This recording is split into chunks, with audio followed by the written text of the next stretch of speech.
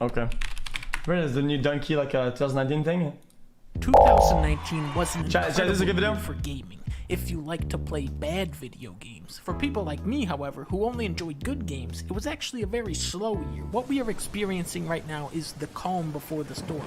Next year is when shit goes down. March, you have Final Fantasy, Ori, Neo, Doom Eternal, Cyberpunk, Resident Evil, Last of Us, and then out of nowhere, Valve, a studio that has not put out a real game since 2011, they come out and say, oh yeah, by the way, Half-Life 3 is coming out in March too. Like, what the fuck? Obviously, I am very excited to play this, but on the other hand, I am kind of dreading having to set up all this virtual reality shit again. The technology behind VR is amazing, but it is not consumer ready yet. The headsets are too bulky, too uncomfortable to wear, too many wires, too many plugs. You need an entire room dedicated to playing the Valve Index, which costs $1,000. It is so many hoops to jump through that I don't even understand who gets to play. That's not true. 3. And on top of that, it has to live up to being Half-Life 3. So good luck, Valve. Before we get to my list, let's do a rundown. Kingdom Hearts 3, masterpiece. Everybody loved this one. The graphics on Ratatouille were so realistic. The guy who makes it looks like he jumped out of the game. We got the long-awaited Switch port of Sphinx and the Cursed Mummy. Apex Legends finally dethroned Fortnite as the greatest game of all time,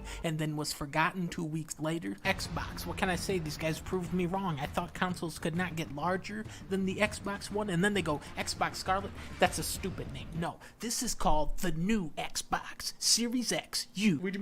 This was one of those weird situations where a studio puts out a fun game that I enjoy. The animation is beautiful. Luigi gets a chainsaw at one point, fucking kills a guy. We also get a more in-depth look at the language the Mario Brothers use to communicate with each other. Hey, bro.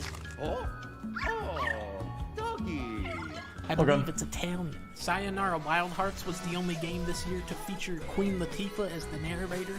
Bloodstained was a little dusty compared to contemporaries like Hollow Knight and Guacamelee, but those games don't allow you to shoot I can't even tell, chat. At your enemies. What was on chat? I don't even know if you guys like Dunkey or not, dude. I personally don't like him that much, but the chat's always very like fighting when we play these videos. Chat's like hardcore fighting. Okay, I beat him. Speaking of broken-ass games, Star Wars. Holy shit. That was good, though. Is this one unfinished, buggy fuck?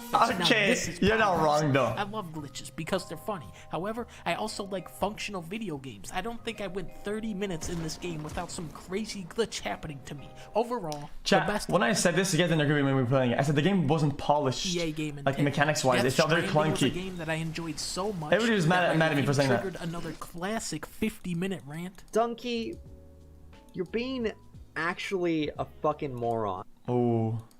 Just be real. That you just had a bad time with the game. Why can't reviewers just say that? Ring Fit is a game where you actually walk and you can get a legitimate workout playing it. When Tom came out, it is insane. It's like a Teletubby acid trip from hell. Babies are laughing over everything and the music is going.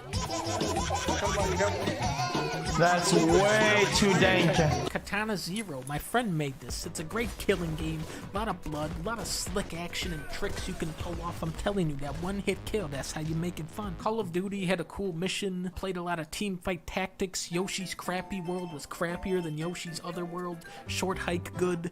King of Cards was good. Duck Game patched out the goose, so it's What about Jump King, huh? What about that? Chameleon Twist, was that this year?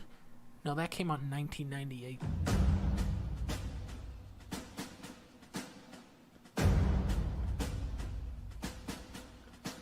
Devil Guy 5 is about as video gamey as video games get. It is non-stop high-octane ant-juggling madness. Shoot your robotic arm off at a demon. That's pretty cool. It's okay, it has a built-in jetpack, you moron.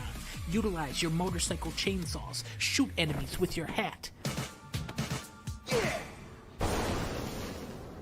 Devilman is not afraid to be stupid. It wears its corny dialogue and music like a badge of honor and knows when to shut up and let the game we're trying a new security game before doing other things. Remember that man from Throne game called Goldenfinger? He was always acting like he was everybody's friend, but really he was the biggest weasel of all. In Slay the Spire, you play as that guy. The entire game is about trying to mitigate damage while you secretly build up your secret fucklers combo. You just waltz around for a while blocking attacks going, don't mind me.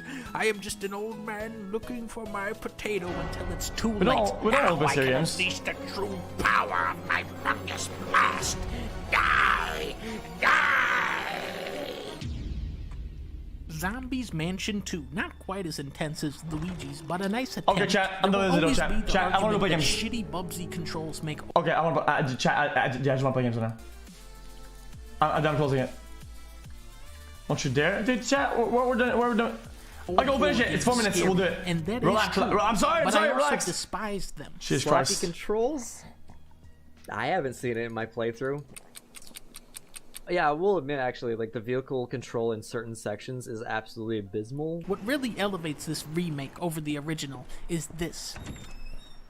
This is amazing. Boom. In the old games, every time you open a door, you gotta watch one of these. Oops. Wrong room.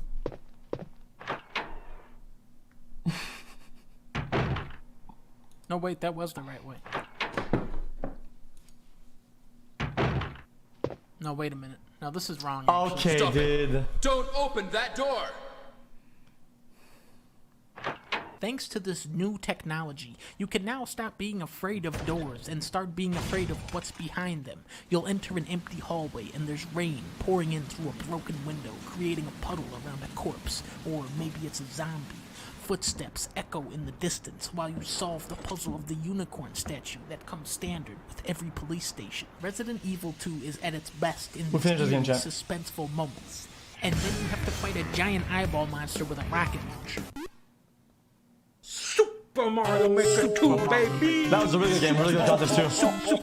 Super Mario Maker 2 game of the year. Super Mario Maker 2. Wait a minute. The average Mario Maker level is not going to be extremely polished or well thought out, but that's the whole fun of it. It's like a metal detector. You never know what garbage you'll dig up next unless you sort by popularity. Then you'll just get this. Like a loot box. Here is a level that was most likely designed by a 6-year-old. Here's one called Mario Goes to Bowling. Okay, that was it. What keeps you hooked, though, are those elusive good levels. Those ones where you gotta go, damn, how did they make this? Those hidden gems where a designer beats Nintendo at their own game is what fuels the hunt. Cool. I played a lot of RPGs this year, and surprisingly, I enjoyed most of them. But there was one that really stuck with me, called Earthbound. It's a weirdo game. Where other RPGs go left, Earthbound goes up. The battle teams sound like Frasier. God, this is like from like 19-something, isn't it? Instead of being set in a steampunk fantasy world, it takes place in suburban America. Instead of battling skeletons and beasts, you go up against hippies and abstract art. The only conventional part of Earthbound is the combat, which is actually kind of lame. But you don't play it for the combat, you play it for the story. Within the first 20 minutes, you become emotionally invested in a bumblebee from the future. A circus tent tries to kill you. A man transforms himself into a dungeon. Then you enter him and hear this music for about 30 minutes. This music is one of my greatest accomplishments. Okay.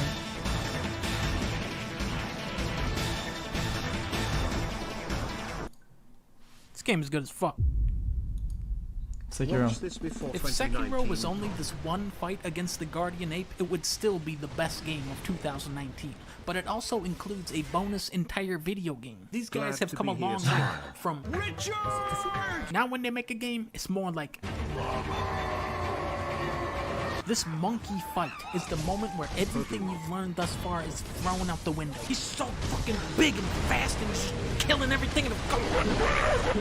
What an incredible battle. This is some shit I'll be telling my grandkids about. And then he jumped into the air and started throwing doo-doo at me. So many deaths, so many failed attempts until I finally trumped this foul beast. It's safe.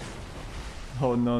But then he comes back to life, so I had to fight him like 20 more times, and then he was truly defeated for real. But then you gotta fight 2 of them at the same time. It was alright. It was a good, okay video. Okay, chat. I was gonna do Kingdom Come today, or at least. You ignore normal donations and you give attention to the cancer spam. No, we've been hard skipping spam. What are you talking about? Spend my nights thinking about you.